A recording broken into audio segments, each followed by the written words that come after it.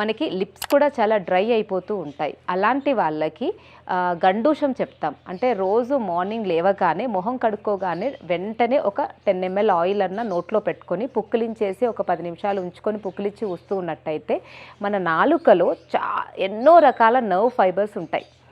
ఆ నాలుక నుండి ఈ ఆయిల్ అనేది అబ్జార్బ్ అయ్యి అది డైరెక్ట్గా నాలుక నుండి మనకి చూసుకున్నట్టే వెనక మనకి మెడుల్లా అంటే బ్రెయిన్ నుండి ఎలాంగేటెడ్ అయినటువంటి బ్రెయిన్ స్టెమ్ ఉంటుంది. అదే కిందికి స్పైనల్ కార్డ్ లాగా కంటిన్యూ అవుతుంది. సో ఈ అబ్జార్బ్ అయింది ఈ బ్రెయిన్ స్టెమ్ దాకా వెళ్తుంది. కాబట్టి మన నరాలు అనేవి స్ట్రాంగ్గా ఉండడమే కాకుండా మన మెమొరీ ఇవన్నీ కూడా బాగుంటాయి. మన బాడీ కూడా మంచిగా లుబ్రికేటెడ్గా ఉంటుంది. మన నాలుక పెదవులు ఇవన్నీ కూడా హెల్తీగా ఉంటాయి.